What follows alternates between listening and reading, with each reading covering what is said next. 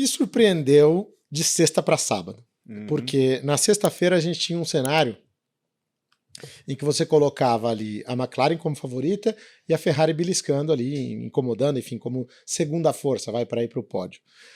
No sábado, já pela manhã, no terceiro treino livre, o Verstappen vai para a pista praticamente sem asa, né? Virou o pombo sem asa. Ele entrou na pista, ele tinha 14 km por hora a mais de reta do que o Norris e do que o Piastri, 15 do que o Piastri. É muita coisa. É muita coisa. Então, eu falei, esse cara foi pro all-in. Ele apostou assim como ele apostou lá na Bélgica para corrida sprint. Só que qual é o problema?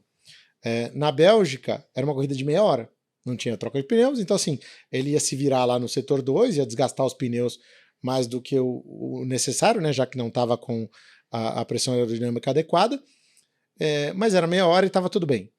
Uma corrida inteira na Itália, ele corria o risco de ter um desgaste sensível. Não houve desgaste.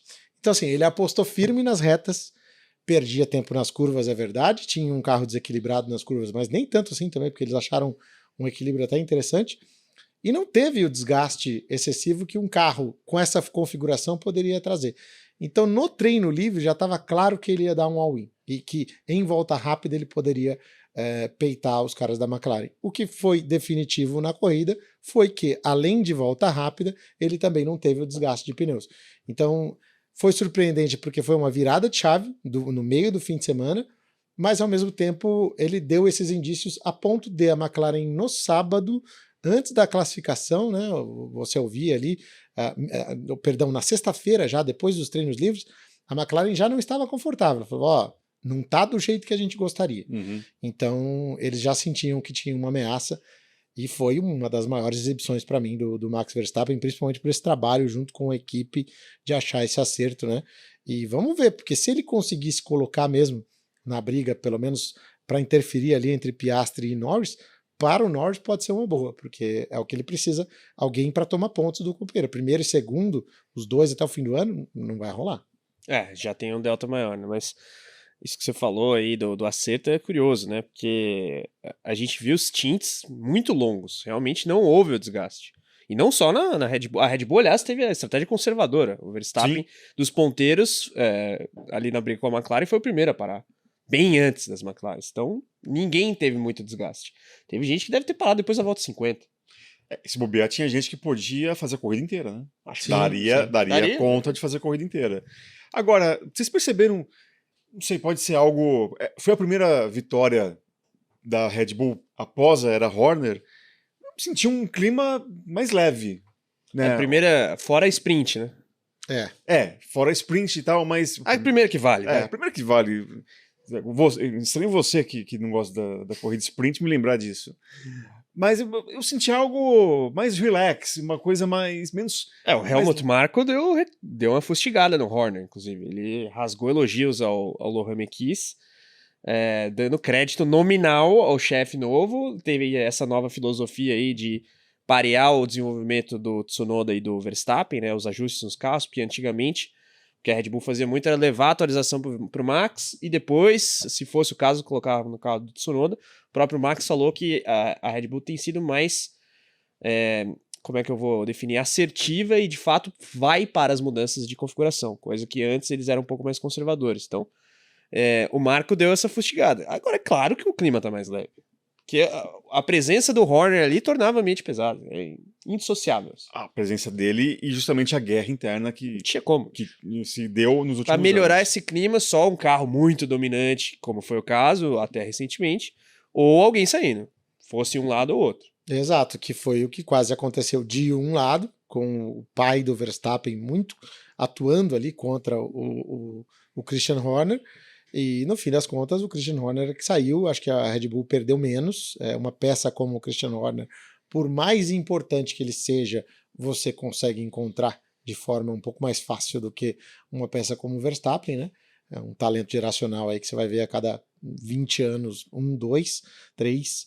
Então, assim, eu acho que melhorou muito o clima. O Lohan Mekies é um cara que trabalha muito bem, né? Que já tinha um carinho técnico, pelo próprio Tsunoda, muito técnico também, com passagem pela Ferrari, que também não é um ambiente dos mais fáceis. Então, é um cara que criou casca para estar lá. Inclusive, quando surgiu a conversa da saída do Horner, muita gente falava, deve ser o Franz Tost. Falava, não, Franz Tost não, esquece o Franz Tost, que tinha deixado a Racing Bulls há pouco tempo. Era o Mekies, e acho que o Mekies já assumiu essa função, sabendo que um dia ele estaria na equipe pensando principal. lá na frente. Não. Eu acho. E aí isso faz todo sentido, porque agora ele tem um compromisso em fazer isso dar certo. Né? Agora, será que... Tudo bem, a gente tá falando isso no day after de uma vitória, né? O clima legal, debaixo do ar-condicionado, sossegado e tal. Será que isso também não traz um otimismo que até agora ninguém tem com a própria Red Bull para o ano que vem? Né? Pô, com esse cara agora aí, talvez o Mekies, um cara técnico, talvez... Dependendo do buraco que a gente tiver, a gente tem mais perspectiva de recuperação em 2026. Tudo bem, é um exercício de futurologia que eu estou propondo aqui. Mas eu acho que, pelo menos com um ambiente menos pesado, dá para imaginar uma Red Bull voltando às brigas a partir de 2026, não tão imediatamente, mas tendo ali um norte para quem sabe sair do buraco. Pelo menos vai ter a paz para isso, né? Eles vão conseguir se cobrar, cada departamento se cobrar do jeito correto. Então é um ano diferente, é um ano em que a Red Bull Powertrains vai ter muita influência, né, no desenvolvimento desse motor com a Ford. Era uma coisa que o Christian Horner estava tocando com muito cuidado, com muita atenção, inclusive investiu tudo nisso, né? Foi ele o fiel da balança para a decisão. Né? Nos últimos momentos já vinha jogando a toalha, falando, não, bom mesmo é o Mercedes, o nosso talvez não vai ser tudo isso.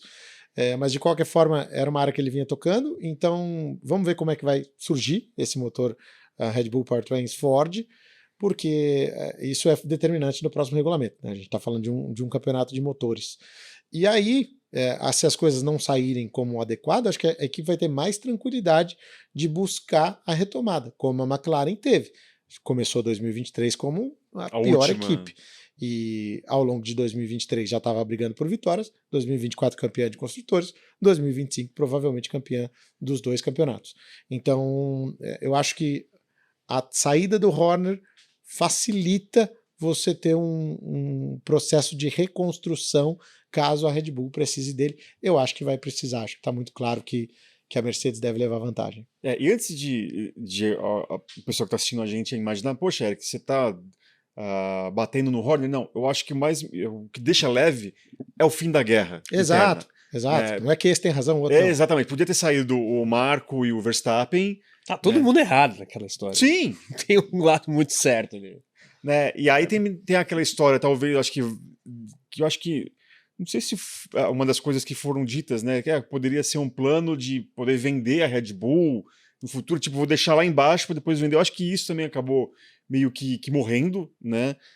Então acho que agora pelo menos tem um ambiente ali para no futuro tentar entender qual é o tamanho da desvantagem no futuro, né, 2026, para tentar, quem sabe, voltar às vitórias. Né? Eu acho que o Monte Everest, como o Toto Wolff definiu, bem ele lembrado. continua lá, mas a equipe de alpinistas agora está mais tranquila para fazer o trabalho. Ou o tempo ali não está tão pesado ali, tem tanto assim, fog a ali. tendência, a unidade de potência da Red Bull Powertrains Ford não está tão competitiva quanto a da Mercedes, mesmo Ferrari ou Honda. Eu acho que a hierarquia vai ser meio essa.